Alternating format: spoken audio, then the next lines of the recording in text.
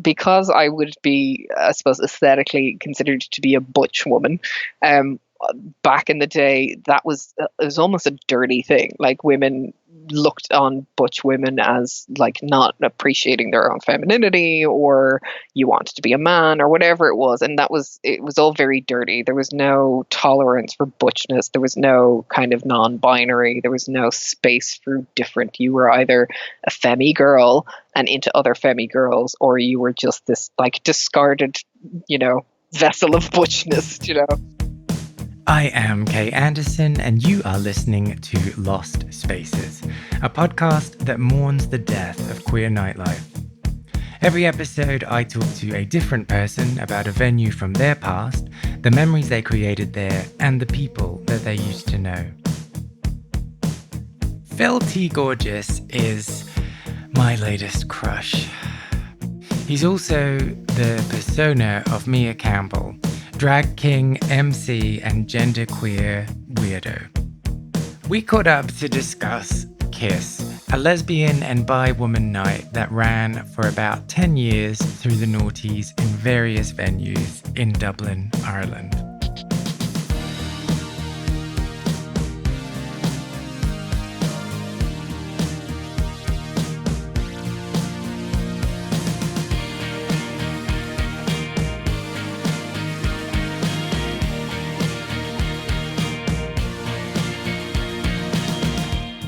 First of all, can you say your name? Because I really want to hear it in an Irish accent. Yeah, so my stage name is Phil T. Gorgeous, which is obviously a moniker that was derived from something else. So I got named by my friend Johnny when I was in college. And it came from the Scissor Sisters song "Filthy Gorgeous," which was out at the time, and we loved their music. And he was like, "That would make a great stage name." And I was like, "I can't call myself Filthy Gorgeous. Like that's ridiculous." Like back then, there was no alt like queer club kid scene type thing where that would have been a fairly understandable name to give to yourself for a performance piece. So we turned it into more of a drag king friendly version, which was Filthy Gorgeous. But originally, actually, you're the first person I've told this. Originally, he put a real kind of country Irish accent on it, which made it sound like common as muck, which is really funny. So it was Filthy Gorgeous. Which was a lovely way to put it together. But unfortunately, it didn't really read on an international platform, so we ended up changing it to the slightly more appetizing version. So yeah. Well, I always really struggle with drag names because I never kind of get the joke until it's like 5 minutes explained later. To you. Yeah. And I was thinking it's like I think this name in particular really benefits from having that thick Irish accent behind it. Nice. Yeah, I like it. Yeah. It adds a certain charm to it, because I can imagine it doesn't necessarily read in every accent, but the Irish accent is definitely its own lilting joy. Yeah, because I was thinking of Courtney Act. Someone had to explain that one. Yeah, see, it makes total sense in an Australian accent when you're like, Courtney Act. But in every other accent, it's like, what? Why are you called that? Why are you called caught in the act? I don't get it. Especially if you enunciate really quickly or clearly, it's like, no, I don't get it. Yeah. But same for me in Sharon Needles. Like someone had to explain Sharon Needles to me. I was like, wow. Oh. I just assumed it was a real this is my witchy name. No. Oh, okay. So maybe I'm not that bad after all. No. I don't think it's just you. I can promise that much. Or I'm just incredibly slow. It's quite possible that's the thing too. Okay. So we are here to talk about Kiss. Indeed we are. Is it Kiss or is it KISS? No, it's Kiss. It's okay. Exactly what it says in the tin. Because I found something where it was stylized with full stops in between every letter. No, I wasn't sure. Probably. Someone took a notion and did a graphic design course or something. So, which was a lesbian and bi women only. Was it women only night? Yes, it was, yeah. In Dublin. So before we get into that, can you tell me about what the lesbian and bi women scene in Dublin is like? Wow. Well, it has certainly evolved over the years, I think it's safe to say. When I came out, which was aeons ago at this stage, I would have come out when I was 19, Mm. which was what, 20 years ago. So the queer scene in Dublin was very, very different. It was still very small. It was very, not underground is the wrong word, but it certainly wasn't a prominent feature on the nightclub scene. Mm. Everyone would obviously have known the George, but beyond that, there really wasn't anywhere to go. You know, the other primary nightclubs that are in Dublin now, like the likes of Panty Bar, didn't exist yet. The Dragon didn't exist, although that has since closed. So really, you had the George, and then you had the bar that was there before Panty Bar, which is called Gubu. Mm. And other than that, it was just select kind of niche nightclub nights that would happen once a month. And for lesbians in particular, it was kind of like it was the only night of the month that you could be an out lesbian and have a space to go to, you know? And I don't even mean that in a facetious way. It's just, you know, gay bars were very heavily populated by gay men Yeah. with a small group of women who would gather in the corner known as Dyke Corner, you know, and it would usually be Did it have a pool incredibly table? no, it didn't. Although Gubu had a pool table, so, and needless to say, that is exactly where the lesbians flocked. So, but yeah, it was very much like the George had, I'd say maybe an 80% gay male population, and then 20% gay women, and then it would have then been Kiss, or well, its predecessor was Libido, which is possibly the worst name of a night I've ever heard in my life. Or the best.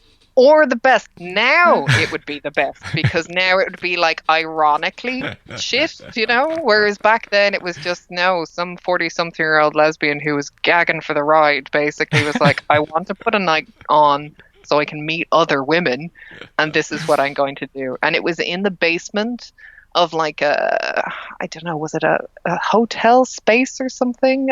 Like I feel like it was some kind of hotel or hostel building that had a downstairs, and they allowed you into this grim, dingy basement space. And they had like a security guy who looked like he would rather murder you than let you in. He did not seem pleased that this had been the night that he was put in charge of, you know. And it was the most baffling, eclectic mix of women you could ever imagine meeting, that would have gone to Libido. And then Libido, when it finally shut, which I'm sure it didn't last more than 6 months, it became Kiss, or at least the only main night became Kiss, run by different people, I believe, but Kiss knocked around for years. They managed to keep that going because, again, there was no real space for women to go to. And whatever way that crew had marketed this new night, it seemed to inspire some younger women to come to it. And that then, I suppose, allowed for the momentum to gather. And for, I suppose that's, over time, that's how it became a more prominent feature on the queer scene. But, you know, as is the case with any of these things, it eventually, I don't know if it was the organizers grew tired of it, or the clientele and the demographic that were showing up had shifted significantly, but ultimately it started to develop quite a reputation for being rough. Like, you would go there and you would likely see a fist fight at some point, which is just, yeah, I mean, batshit crazy. Wait, so we're talking about Kiss at the moment? Yes, sorry. Okay. Yeah. So just so I'm clear in my mind, so Libido, which is, you know, the best club ever, that Kiss kind of opened up in response to that no longer existing, because there was a gap in the market, but there's no overlap in terms of who was running them or anything. No, that's right. Okay. And then, so Kiss, when did that start? Ooh, I want to say 17 or 18 years ago. Oh, okay. Yeah, it must have been, because it couldn't have been Libido anymore then. And the reason I know, and the reason I'm tracking it back, is because I base it on the length of time I've been doing drag, because Kiss kind of surfaced round about the time that I started doing drag, which was 16 years ago. So I imagine it can't be more than 16, 17 years ago that it kicked off. Okay, so I want to find out about these fist fights, but before we do, let's talk about drag, since you've just brought that up. Sure. Did you ever perform in drag at Kiss? Not at Kiss, because it wasn't that kind of format. It was very much put together with the intention of being a club night or just a pub. It never had any kind of performance or performative aspect to it. But there would have then been, select things throughout a year where I would perform for queer female audiences in drag, but not a Kiss. No. Well, let's just bend the rules a little bit, because I kind of want to hear about getting into drag. So let's just suspend and pretend that it was at Kiss, or let's just go off on this direction. I like it. So I mean, I guess we've talked about the lesbian scene being these are my words, the poor cousin of the gay male scene. That is an excellent stepchild of the gay male scene. And for me as an outsider, it seems as though that's on a whole other level when you're looking at drag kings and drag queens. And it's come a long way in the last 5 or 6 years. But to think like 2003, 2004, when you started doing it, what was that like? I mean, drag kinging on any level in Ireland was always an incredibly obscure thing, if not entirely invisible. I only kind of came to be aware of it in 2003 because I would have been going to club nights around Pride, and one year they had a drag king performing at Pride, and I thought he was great. And I thought no more of it after the fact, because it was just a fun little pop-up moment. But he didn't really do much. It was an odd little number, kind of disjointedly placed in an otherwise kind of club night. And it was a fun little distraction, but it wasn't that, extensive, like I'm being assumpted, a light has come from the heavens and shone on me and made me suddenly want to do drag, So cut to 2004, and I went to there's this thing called the Lesbian Lives Conference, and they basically had, I think, like a 3-day period where you could attend, queer female lectures and workshops, and there was a performance evening and everything. And back then, I think there was a stronger sense of community in the lesbian scene. I think back then the age dynamic would have been a bit different as well. Like young queer women were not hugely populating queer spaces, but the older women had obviously long since figured out a way to socialize. So this whole thing of like the Lesbian Lives Conference and stuff was a nice way to meet people who weren't just like part of a meat market or whatever, Yeah. And at this, there was a performance evening, and there was a drag king troupe called the Shamcocks, and they did a number to Emma Bunton's Maybe, and I sat in the audience rapt. I was absolutely captivated by what was going on stage, and I sat there going, holy fuck, I finally understand how to feed that need that I have in me to be on a stage performing, because I always knew I wanted to perform, and I always knew there was something in me that needed to be on a stage, demanding that attention, but I didn't see myself as having any discernible talents that would warrant that attention, So I was like, what the fuck have I got to offer the world that would be like, yeah, pay attention to me? And then I discovered it's the fact that I inherently look like a man day to day that I can... because I'm 6'3", I'm a very tall woman, and I obviously have a short butch haircut, so I get mistaken for a man on a daily basis. So I had been misgendered almost daily for my entire adult life. So sitting there watching these women pretending to be men, I was like, holy crap, I can do this for an actual living. This is exciting. So I went and chatted to them. They asked if I wanted to join the troupe, and that's where it all kicked off. Ah.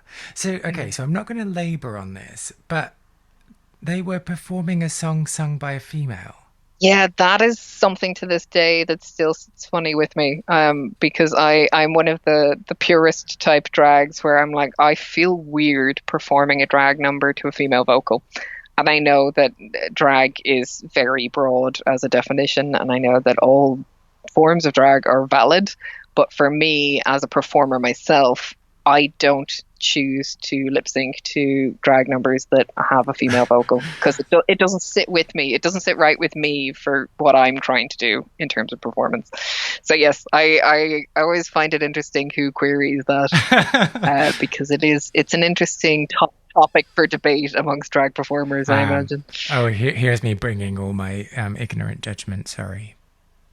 No, not in the slightest. It's a very valid question. Because I suppose it took me a long time to get to the stage where I accepted that um, just not doing straight up female to male and male to female drag performance to a male vocal should be considered drag. I thought it was a strict kind of cut and dry, Yeah. if you are a biological female, you can't be a drag queen, but that view has very much evolved over the years. And, I was asked to be a judge at a university drag competition. It's actually one of the biggest queer competitions in the country.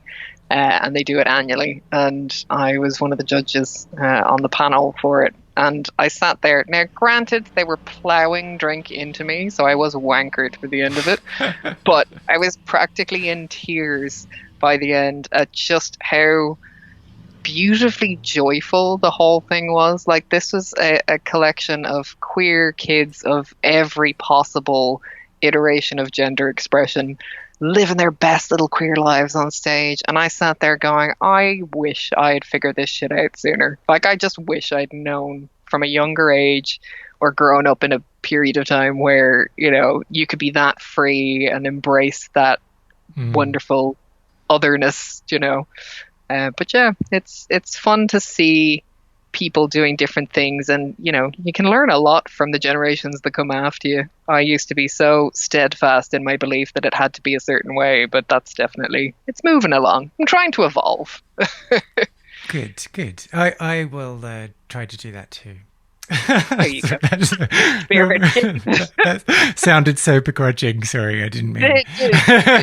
I guess I'll think about it. Yeah, I suppose. Gaslight myself into believing it. No. Okay, so I'm coming off really ignorant now. That's no.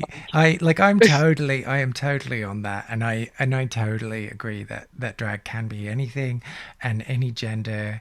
Well, any gender that you're assigned at birth shouldn't limit you to what gender you're performing in.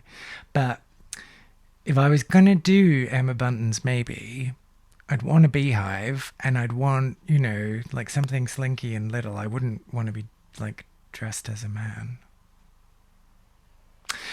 Anyway, obvious questions to follow up about this are: what was your first drag performance, and what was the song? Wow. Now, the irony of this is my first drag performance was a female vocal. Oh, man. I know. I've gone and shit the bed on that fucking continuity, haven't I? No, the reason being, I try to convince. Okay, let me start from the start to get a nice actual chronological line here. So the reason Kiss is actually weirdly kind of intertwined in all of this is I met the woman who convinced me to do drag and introduced me to the drag scene at Kiss. So it was my staff Christmas party. It was my first job out of college, and it was my staff Christmas party, and she was the waitress at the staff Christmas party, and we clocked each other across the room instantaneously. Another queer. It's like, your gaydar just goes wild, like that Geiger counter is going off or something. And I was like, oh, I sense another laser beam in the room. And sure enough, we gave each other that kind of nod of knowing, that nod of understanding. And that was highly entertaining. Of course, all the straight people at the table were none the wiser. And then I scarpered. I was having a miserable time because it was the equivalent of the most basic bitch Karen of parties. You know, it was not for me. And Kiss was on that night, and I was like, I would much rather be surrounded by my kind. So I fucked off from the Christmas party and I went off to Kiss because, again, it was only once a month. And if you were going out and you wanted to Ah, potentially meet yes, people, you yes. went out, you That was know? your one chance. Yeah, your one fucking chance, exactly. So I swanned along in the hopes that a few of my mates might actually be out. I hadn't actually made plans because it was, my Christmas party. I didn't know for sure if I was going out. But anyway, I'm standing in the queue outside, and up behind me wanders my waitress from my Christmas party, and she's standing behind me. So we get to chatting, and when we get into the club, she kind of came up to me and was like, she really liked my style. Was how I've never been approached like this ever. It was the funniest thing ever because I'm sure I looked like a fucking twat. I was dressed like Justin Timberlake practically of the time. This is when he first came out as a solo act, you know. Oh, I thought I looked the shit, and I obviously just looked shit. But she loved what I had going on because I looked different from the other women in the room. And she swans up to me and was like, I like your style. We should be friends. I was like, wow, I've never encountered a human who interacts with other humans like that. But I love how you do it. And why not? Let's be friends. And Una was her name. Una said, I'm going to this Lesbian Lives conference. There's a gig on. There are drag kings performing. You should come. And I said, okay. And along we went. And that's how I discovered drag, through meeting Una at Kiss. hmm. And Una and I decided we both wanted to do drag together. And we decided to put a number together because we were told we should audition to be a part of this troupe. And the only way to do that would be to perform in front of these complete strangers. And I was quite nervous about this concept. And I had suggested a bunch of different songs, and Una didn't like any of them. And all the ones I was suggesting had a male vocal. And she wanted something decidedly more queer. Like, I was going in the very generic drag king, obvious, like, blokey kind of material, Uh-huh. like genuine pony kind of thing, you know. Whereas she wanted something camp and queer and alt, you know. So I found a song um, called Lesbian Love Story. And it's a very tongue-in-cheek, pun-filled song about having, two hands in the bush and all the rest of it. And we thought this was gas crack. And the delightful story, I'll try and nutshell this because I'm conscious that this story could go on forever. No, But keep going. okay, cool. But this is the weirdest story. I told this in an interview a couple of weeks ago, and now the interviewer was a friend of mine, but she was crying laughing because the end result is quite amusing.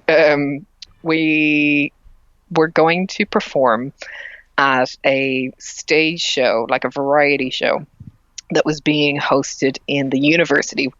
And she had a friend in the drama program there who was running a variety show. Now, this is the part where I'm not sure how much of this is true. And this circles back to this concept of me being really gullible and believing everything I'm told.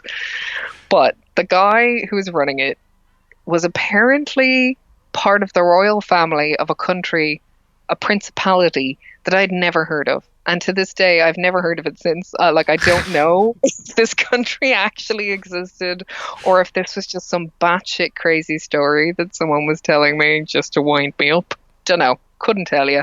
All I knew was she knew this bloke. He claimed to be a prince. And he wanted to raise funds from this variety show to send back to his nation.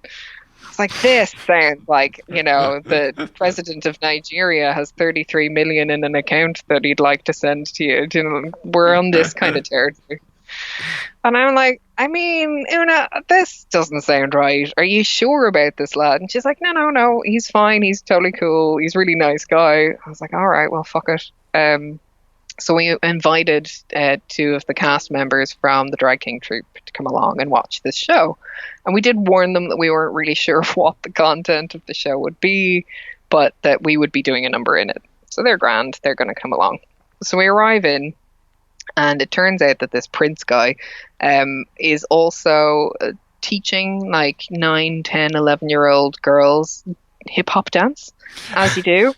I was like, okay. I mean, this doesn't sound weird at all. But I mean, this seems to fit perfectly into the oddness of every aspect of this entire situation that we're in.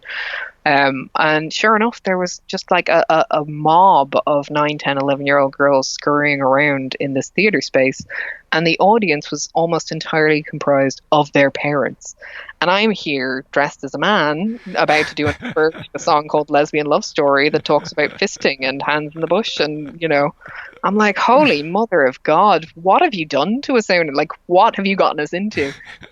And back then, there were no YouTube tutorials to teach you how to be a drag king. There was nothing out there to teach you how to do a beard and, how to bind your tits or anything like that. So we had asked the drag king from the troupe who was coming to watch us perform for a couple of tips. And he had just said, you get hair, you cut it up, and you stick it in your face with spirit gum. We're like, oh, that sounds relatively straightforward.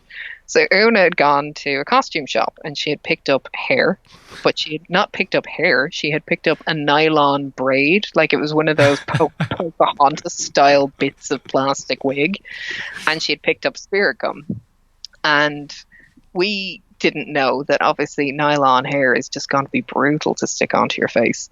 And we also didn't have any scissors. We had one of those tiny little sewing kits, the little things that you get in Christmas crackers with the teeny tiny scissors that you can barely fit your fingers into the hole. And that's not going to cut nylon for shit. So we're there in the bathroom of theater surrounded by 9-year-olds trying to cut nylon pigtails with a teeny tiny scissors. And we didn't know you're supposed to cut it really small. So we were just cutting lumps of hair off, which, because it was a nylon braid, it came off looking like pubes. So we just had loads of bits of curved plastic hair that we were then sticking to our faces. And it looked like, have you ever seen Team America, the movie? Oh, no. Well, there's a scene where one of the characters is put in disguise as basically a terrorist, and they do this makeover of him, and it's basically just like patches of hair stuck all over his face like pubes. So we looked like that. We looked like someone had mangled us, and it was just shockingly bad. And we go and we do this show, and we got a standing ovation from the room full of straight parents. And I have never laughed so hard at the sight of this entire room full of people. Not a clue what we were, but they didn't care, and that was the bit that mattered to me. So that's how I got into drag initially. I was introduced to it by Una, and then the Kings came along and saw us audition at this show, and we did Lesbian Love Story by a group called Wild Party, I believe. And so that means that you passed your audition. Yes, indeed we did. Amazing. They loved it, actually, and they were crying laughing because there were some inappropriate moves in it and everything, and lots of bending over and quirky facial expressions, and the kids were giggling because kids, when they don't really understand why they're laughing, just everyone else is laughing, so they'll laugh too. So it's a very surreal moment. But actually, and this is a really fun little twist, one of the 9-year-olds who was in the bathroom with us while we were getting ready was standing there fascinated watching what we were doing and asked us to explain. I was like, oh, I think that's a conversation for your mammy. I was like, we're going to pretend to be boys for the show that we're doing. And they're like, oh, will you do a beard on me too? And we're like, go ask your parents for permission, which they did. And they came back and were told that they could. So we ended up dragging up 4 or 5 of these little kids in the bathroom with us. And then I did an interview 10 years ago with a student who, she was obviously just looking into drag in Ireland and all the rest. And we were in my apartment and she was asking me the same kind of questions you are, and I was giving her my origin story. And it got to the point in the bathroom with the little kid asking to be dragged up. She's like, holy fuck. I was like, what? It's like, I was one of those children. So it came full circle that the child that I stuck a beard onto then came out as bi 10 years later or whatever. I was like, wow, this is a mad world. Isn't that great? I love this shit. I love when things like that happen. Um, I mean, I don't know, these lesbians recruiting these young kids. Obviously, this is the gay agenda, don't you know? It's just Yeah, in action, yeah. yeah, absolutely. I love a good circuitous route to get to the goods. Like, might as well make it a really like a labor of love. And then I'm fascinated by the idea of drag families and drag troops. Okay. What does being in a drag king troupe mean? Well, it means never getting consensus on anything. Oh, Certainly tell you that. amazing. Yeah. One of the most complicated things about doing things with a group of lesbian women is that someone is always offended by something. And it's almost impossible to get people to agree on things. Now, back then, it was very much approached as you can all branch. So the troupe had, I think, 14 people in total at one point, but there was the main core troupe of 9 drag kings. And then, there was a stage, I think maybe 6 months later, where every second lesbian you met claimed to be a member of the troupe. I'm like, this is weird. But yeah, I think at one point there were upwards on 14, 15 folks in the whole troupe together. But the problem with that then is people then started having opinions on, what nights should we be doing and what festivals should we be a part of. What's our message? Yeah, exactly. What's our mission statement, And it's like, oh, Lord, can this not just be a bit of fun, And then people were like, well, should we be charging for what we're doing? And some people just wanted to do it for fun and some people wanted to do it for monetary gain. And that became a whole fucking debate. But we traveled around, we performed in America, we performed in Canada with it. And it was great fun. Like, it was just a really, I suppose, inspirational period for drag performance in Ireland at the time. And then once the Drag King troupe kind of folded, everything tanked for a while. But then there was a whole evolution of more alternative performance that kind of sprung from that. Mm-hmm. And then, there was a troupe that came after that called Doppelgang, and then Doppelgang evolved to become a different troupe called Undercurrent. And like that, you had all these like pop-up troupes. So there would have been like a huge swathe of individual drag queen performers around Dublin. But then there were these really cool kind of performance groups that were like little families, and they would spend a huge amount of time together performing and rehearsing and, Squabbling. Yes, squabbling. Yeah. Well, this is the thing. The Doppelgang and Undercurrent, because they were all friends and they were a mix of gay men, bi women and gay women, there was a more balanced dynamic, I think, and it was easier to kind of reach quorum, should we say. But yeah, the lesbians basically kind of imploded on themselves because they had different visions for what should be done with the troupe and what their motivations were for doing it, Yeah. So I want to know then, what is it that you like about doing drag? Oh God, sorry, that's like the most generic question ever. Do you want to rephrase or shall I answer? You've probably got a generic answer because you've been asked it so often. So why don't you go for that and then I'll think of finessing it. Amazing. Well, why don't I tweak it to tailor it just to you then, Zoe, because you've caught me at an interesting time in terms of my drag evolution. I guess when I started drag, I loved the attention. Let's be perfectly fucking honest about it. Anyone who says that they do any kind of performance who doesn't like attention is clearly just lying to you. Because if that were the case, we'd all just be radio folk. It's, yeah.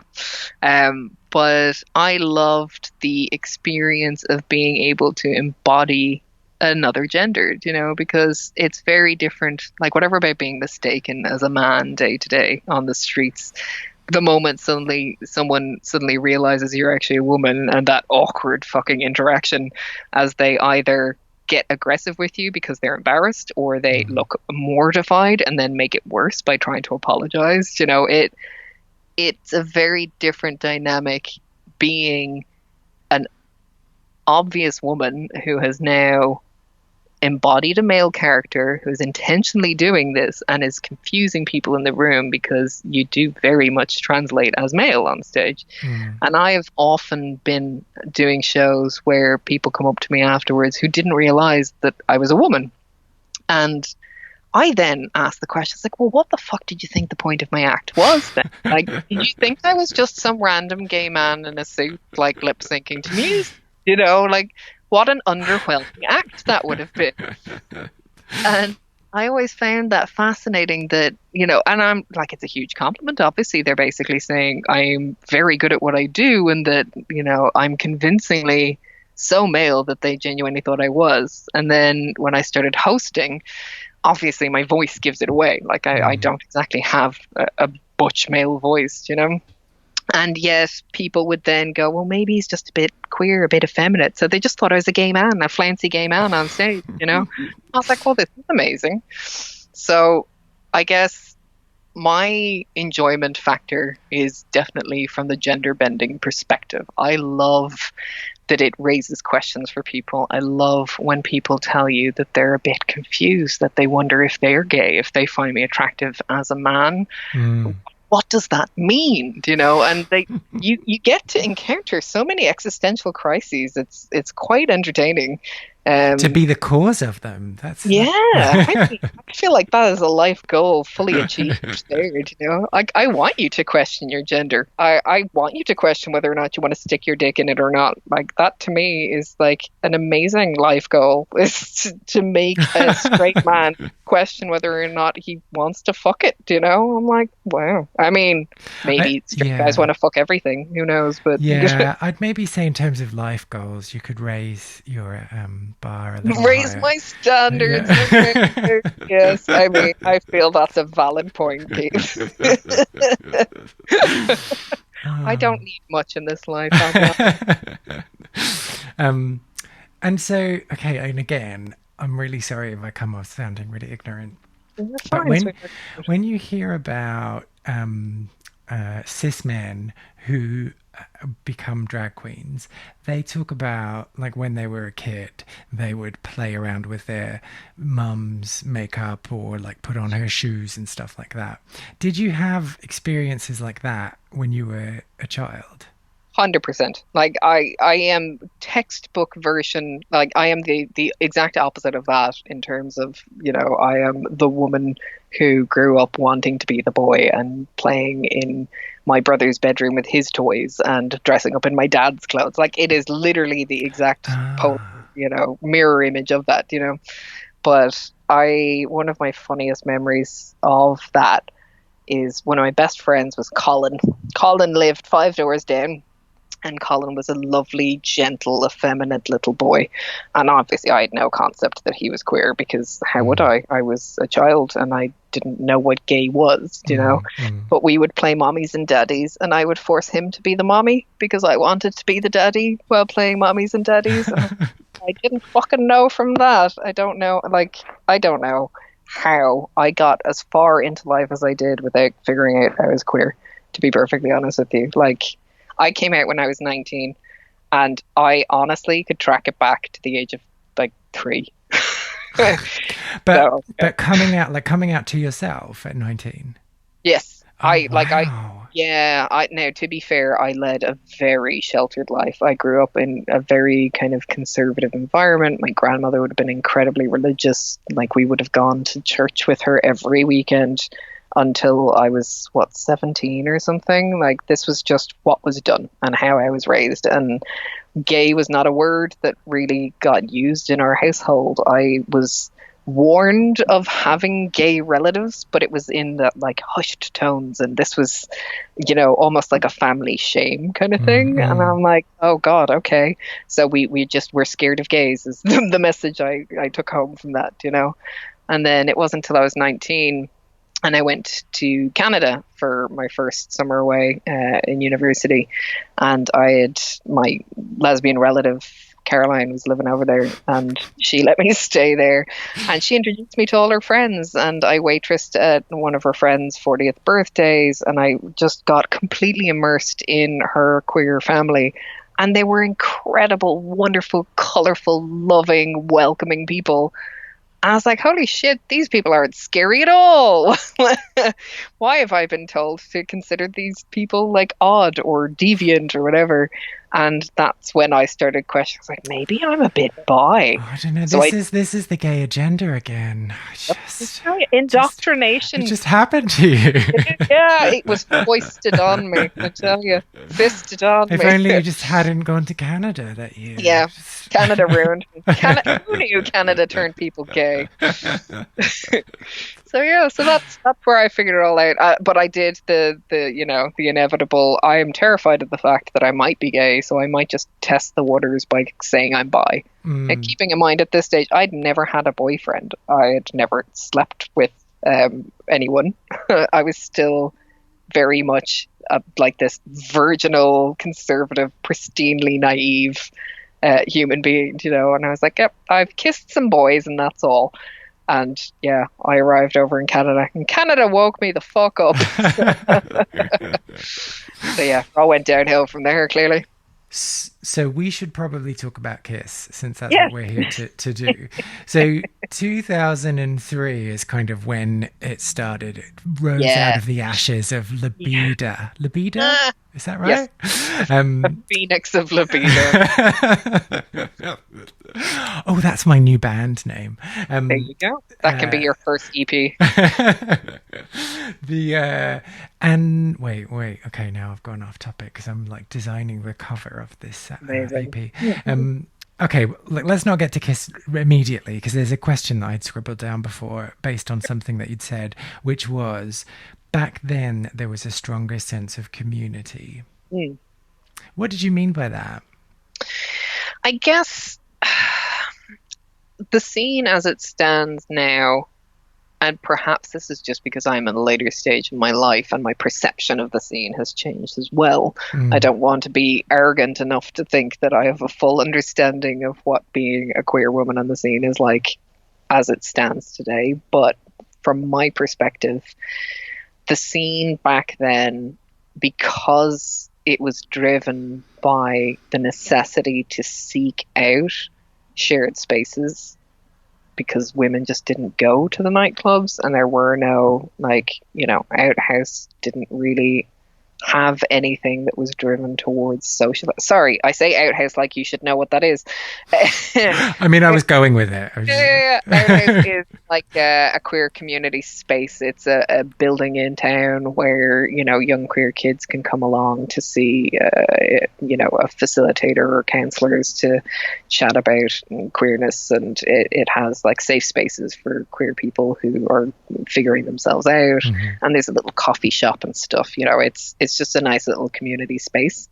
But back then, the only things that were really catering towards queer women was a group for women who were like in their 40s and 50s who were married with 2 kids who think they might be gay, that kind of thing. So it was just women who were questioning themselves. So other than just going to a bar and hoping that the 10 women that were there, the 10 women that you've already made out with or slept with, you were pretty limited for choices. Yeah, it was slim pickings, So things like Kiss and Libido, obviously, they were the only real opportunity you had to interact with other queer women in a nightclubby kind of a way. However, things like the Lesbian Lives Conference and, different little pop-up things had a stronger sense of community because they grew from that limitations that the queer scene would have put on you, So I feel like it did feel like a stronger sense of a bond between women back then than now. Now it feels like, because queer women in a queer space are a bit more mainstream, should we say? There's more of them. Like, they probably make up 40% of the room rather than 10%, there is a gravitation more towards socializing the way gay men would, there's a more sense of cruising more than anything else, Mm. So yeah, I think it's just evolved quite a bit over the years. But that's fascinating, isn't it? Because I think that the same kind of thing has happened in London. Like, women used to be, it's probably not the right word, but like ghettoized and like, oh, you just, oh, that's a lesbian. Oh, I don't really know what to do. And they would be made to feel really unwelcome in male dominated spaces. And now it doesn't feel like that at all. And it feels like everyone is just whatever. And you just like, just hang out. And I don't really know what the shift was or why that's happened. Yeah, it's a very good point, and that would certainly have been my experience of it. Is that there is inherent misogyny in the queer scene, and I Mm, think that persists to this day, but in a far less noticeable way. mm, But certainly, like back when I would have first been going to nightclubs, like the queer women that were there were incredibly butch, were almost sectioned off, almost like they were relegated to a lesser space within a shared space, you know? So it's kind of mm, like sit at the back of the bus kind of thing, you know? mm. And I don't, I'm not a psychologist. I don't want to pick apart the psychology behind Oh, go why on, go there's, on. I'm fascinated by the misogyny in the gay community. I don't really understand, like, I don't hate men as a queer woman. I know plenty of queer women who do hate men. Yeah. But equally, I know gay men who don't hate women, but a huge proportion of them seem put off by, threatened by. I don't know. I don't know the right terminology to put on it, but there's definitely an unease around lesbians, like they are to be looked down upon, you know? Yeah, and do you think it's just like a pushing down of oppression? Like, okay, so just go with me on this. Yeah, yeah, So run with it. so gay men feel oppressed by the wider society because they're a minority within that and they're not always accepted. And then in queer spaces, there's suddenly a group of people that are more of a minority than them, and they can just kind of act out the same kind of behaviors that they would experience in wider Ooh, society. that's a very interesting I theory. mean, I fuck gay imagine men, there's right? yeah, I think that's well, you said it. But yeah, I imagine there's a large amount of truth in that. Like, it is a power dynamic at the end of the day, and it's kind of like almost, you know, we have chosen lesbians as the subject of our frustrations Of our that we can, ire. yeah, we can work it out on you because we don't feel threatened by you. But at the same time, you know, we have shit, we have damage, we have trauma, and you know, it's almost like the bully mentality, really, isn't it? Yeah, And yeah, yeah, absolutely. yeah, it's weird. Like, certainly, especially if you look at the drag king, drag queen dynamic, like drag kings are very much treated as lesser than, you know, and I know that in itself is shifting now very slowly, like glacial pace Mm, slowly, but it is moving a bit. But there's definitely, I have found myself in environments where gay men around me who make a career out of trying to embody an empowered female, like basically shit on you from the greatest of heights because you're a woman. I was like, the weird dichotomy of this experience. It's just, it's so bizarre. You know, it's such an unusual situation to find yourself in, is that as the only biological female in the room, I'm still somehow a second class citizen here, you know? And I'm like, how? How is this happening? It's fascinating. Like, I genuinely want to spend some time like researching this and looking into this and picking it apart because I do find it incredibly fascinating, that dynamic between gay men and gay women.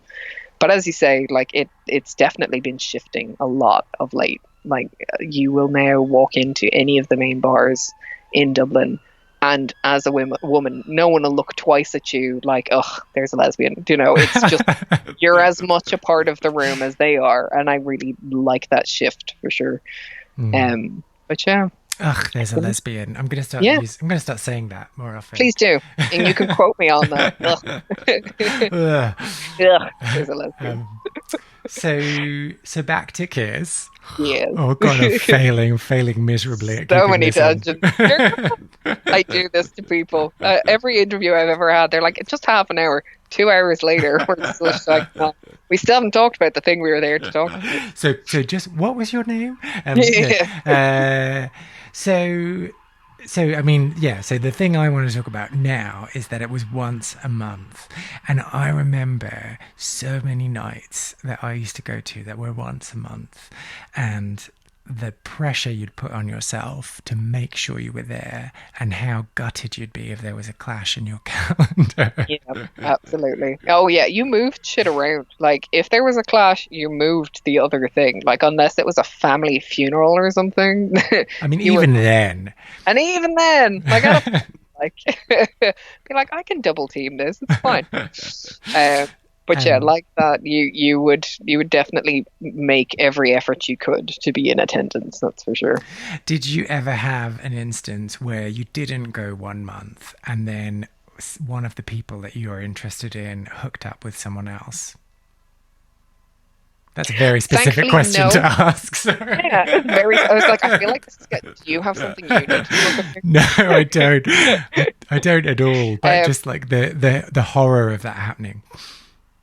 Well, no, and the reason being that this is a very easy one for me to answer because, again, this like in full grandfather time scenario here. Back then, back in my day, it was still, even though like this was a once a month thing and it had a broader audience than just the small pocket of women in the main gay bars, it was still a fairly incestuous pool of women. It was the same shower of faces every time you went. Every now and again, you might be lucky enough to see someone new, a bit of fresh meat, but she was almost inevitably there with someone. So I didn't know that I was a fussy fuck when it came to who I was attracted to, but apparently I was incredibly discerning in who I gravitated towards, and there was less of that sense of I'm so desperate for a hookup, I'll literally take the dregs of anything going. And more of a, if I see someone I'm into and I want to hook up with them, great. And if I don't, so be it. That was kind of where I was at in my life at the time. No, it's okay. So I mean, you've just read me there with your response. But the what I was trying to ask is like, when you see someone like once a month and it's the only touch point you have with them is this night, and you're slowly building up to something with them, and you're, getting friendlier and friendlier, and then the 1 month that you don't go there, they end up hooking up with someone else, and then that's it. Your chance is lost. That's what I was trying to get at. No, don't worry. I wasn't actually trying to read you to filth. I mean, it kind of I mean, happened you're kind of anyway. right. Yeah, kind of right, probably. Yeah. A slightly different spin on that from, and I don't know if this is a queer women thing or just a me thing, but I suppose if I were to have encountered someone that I really liked and I would have seen month on month, one of two things would have happened. If it was someone I was really into, I probably would have tried to make some kind of encounter happen. And then I would have followed that up. Like I would have actually like texted them or tried to get in touch with them. And, I wouldn't then have relied on the nightclub to be the only interaction. If it was the other side of it, which is I liked them, but not enough to bother attempting to approach them, then it would have probably become that I'll just watch you every time I come out, see you across a room, consider going over, don't go over, regret not having gone over, and then repeat that cycle ad infinitum every single month. And then eventually get to the stage of, man, I could really use a little bit of intimacy. And that's when you pluck up the courage to go and chat to them. And then it turns out they're in a relationship and like always have been or whatever. And they weren't looking at you. They just have a lazy eye. Yeah, exactly. There you go. That's the spirit. Oh man, complete tangent. I'm sorry for this, but I do have to tell you this one. Because I would be, I suppose, aesthetically considered to be a butch woman. Back in the day, it was almost a dirty thing. Like women looked on butch women as like not appreciating their own femininity, or you wanted to be a man or whatever it was, and it was all very dirty. There was no tolerance for butchness. There was no kind of non-binary. There was no space for different. You were either a femi girl and into other femi girls, or you were just this like discarded vessel of butchness. And Oh, I, that's the next EP, I think. yeah, I'm so poetic. But yeah, I remember going up to a woman in a bar. She was sitting on my jacket, which was on the stool where I had put it. And I went over and I tapped her on the shoulder. And I was like, sorry, excuse me. And she turned around and, like a cartoon character, looked me up and down with that kind of sneery, judgy face and goes, sorry, sweetie, I don't do butch. And I swear to God, I nearly choked. I just looked at her and gave her the most withering stare I could manage. And I was like, oh, please, chicken, you'd want to get over yourself. You're sitting on my jacket. Can I have it back? And she didn't even have the decency to look embarrassed for herself. I was like, oh, cunt. Onwards. But that's the kind of thing where you're like, really? Really? I don't do butch. Do we need to be that rude about it? I'm sorry, that's shit. That's what I grew up with, Yeah. Here, look, God, we don't know. We could go into a therapy session. This is my entire adult life. But I think Kiss is always fascinating because you had a broader, I suppose, cross section of what lesbian life looked like. You had femme girls, you had kind of andro girls, you had butch girls, and they would show up every week and just kind of scour the room in the dark corner and, troll the eye over in the hopes of seeing a new face or whatever. And then if there was a new face, there's almost like a frenzy in the room of someone like, I'm getting there first kind of thing. I'm like, this is just, I found it kind of sad, if I'm perfectly honest with you. No, that's amazing. That's amazing, that kind of vibe. But so you did a very good job of bringing us back to Kiss, but I'm just going to take us back off in another segue.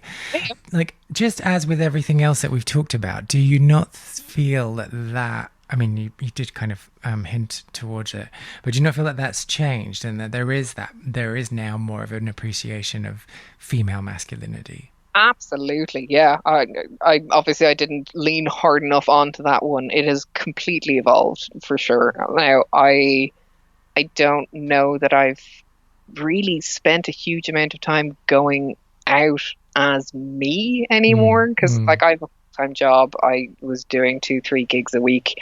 I was always out in bars, so I guess being out in bars but being in drag, you don't then feel that urge to be constantly going out on the nightclub scene as well, So I had spent a huge amount of time really just presenting as a man all the time when I was out and about. And I've been in relationships for the last, 12 years of my life.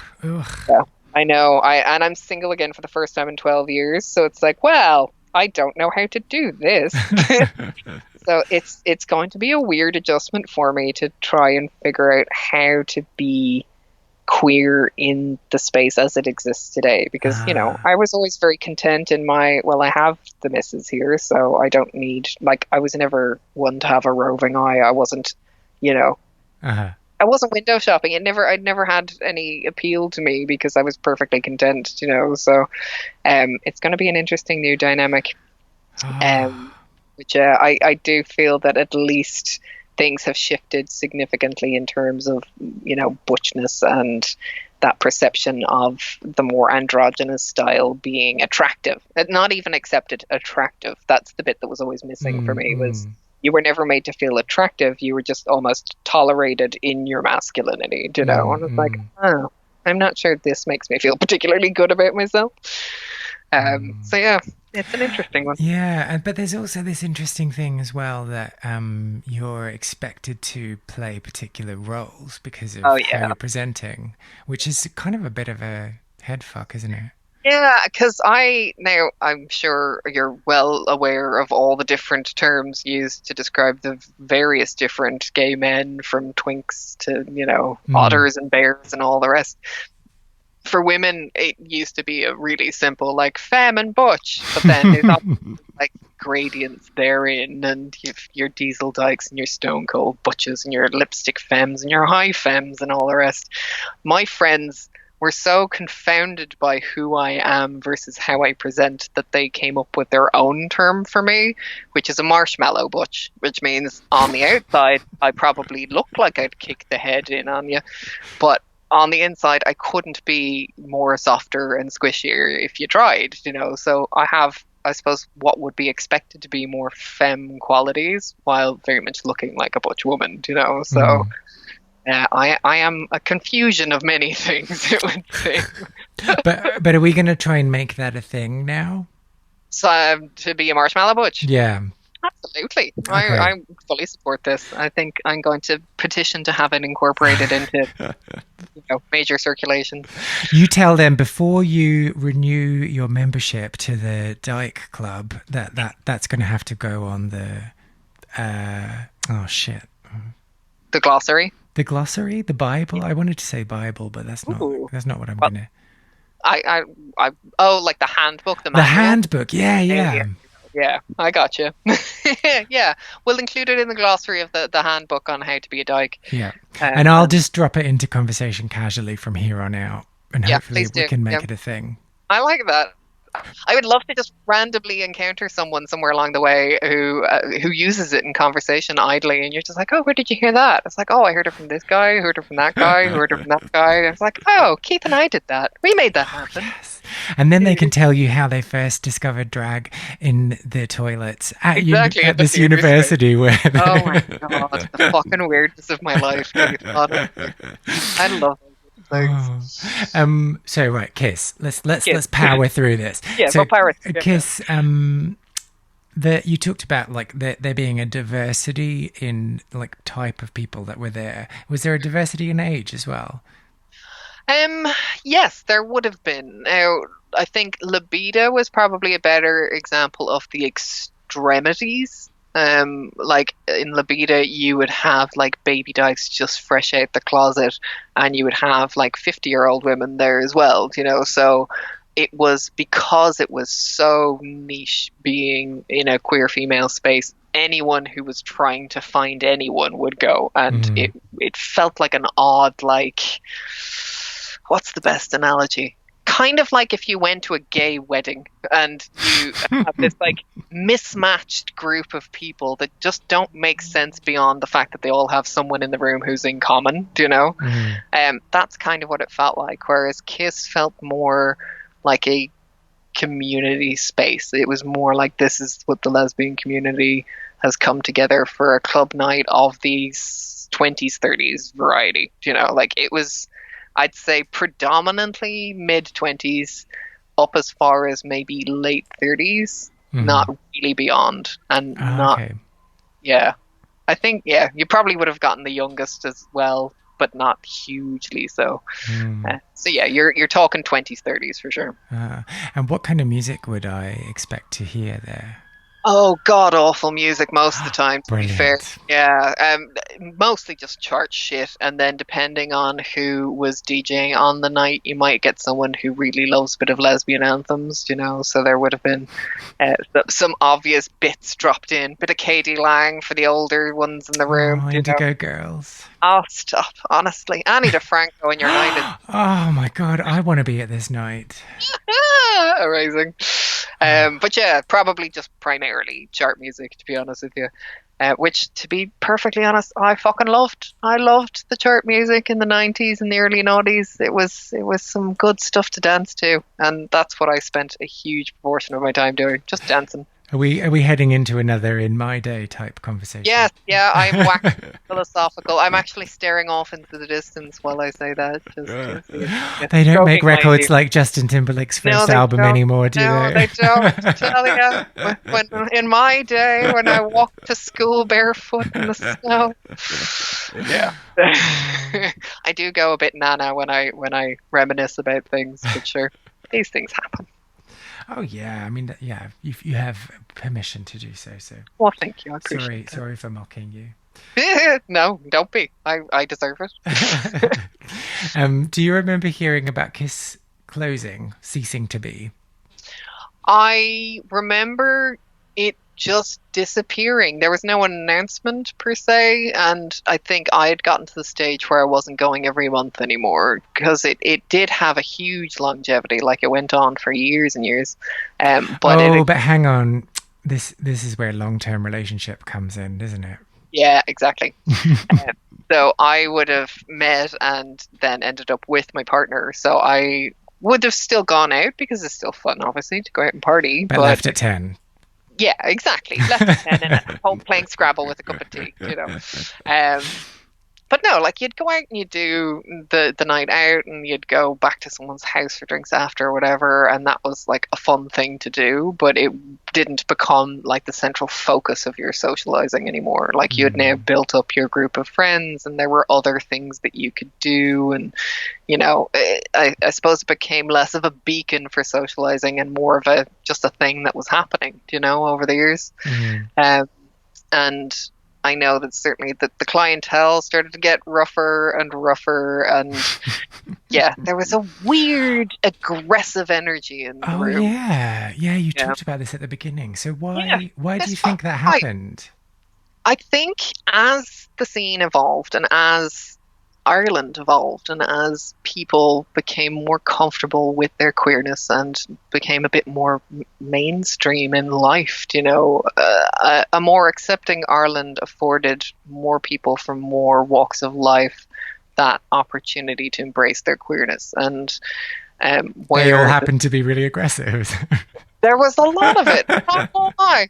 No, I don't know what it is. I think, like, certainly if you were from more challenging areas of the city, there was obviously such an inherent taboo about queerness and being a dyke that you did not want to draw that attention on yourself. So you weren't open, you weren't out, and whatever. But as time went by and more people kind of got cool with it, I think more people then became more comfortable with being out, and they would then start to go out more often and weren't worried about being seen somewhere, so you suddenly had this kind of wave of people who were a little bit rougher and a little bit butcher and a little bit more aggressive, and they played out some fascinating dramas in that nightclub. You would hear a screech across the room and watch one woman lunge for another woman, and there'd be bottles smashed. And I watched a woman go for another, like, tried to bottle her. And I was like, where the fuck am I? Like, what the fuck happened to my life? This is how I'm spending my Wow. evening, And I'm like, okay, this is not for me. Um, but it took me till I was, what, in my late 20s, I'd say, before I got comfortable kind of being in spaces that weren't exclusively gay, because Mm. straight clubs were just such hostile environments for queer people. You just didn't go. I had so many miserable experiences in straight bars as an openly gay woman, and because of the way I look, like, going to the bathroom is the most anxiety inducing experience, Mm. that I would try and put it off as long as humanly possible. So it's definitely, it's interesting to see how women interact with each other in these lesbian spaces, because I do feel like the dynamic of gay men and gay women together balances that energy out quite a bit. I think it's a very different space for sure. And I don't particularly like all lesbian spaces, to be perfectly honest with you. There's a weird vibe about them. So why are we talking about one? Because that's my experience. It's my experience of the only thing that ever shut down. This is the thing. Everything has just lasted forever over here. Like, the only place that did shut down was the Dragon. That would have been like Oh yeah. one of the most prominent places, but I very rarely went there. That was like 90% gay men, and it was just the party place that you went to, and everything else closed. Mm. And it wasn't really my scene, so I just didn't go. Mm. So it was the only thing I could talk to you about, Keith, that I could reminisce about. No, back in my day. But yeah. Okay, so it was a time of your life, and you enjoyed it at the time, but you Yes. really don't want to go back to Fuck no. that. I far prefer the scene as it stands today, in the sense of it's far more welcoming, it's far more diverse, it's far more open to evolving, and you're less likely to get bottled by some aggressive dyke who thinks you stole her bird or whatever the fuck they were arguing about. Yeah, but then you don't have anecdotes, do you?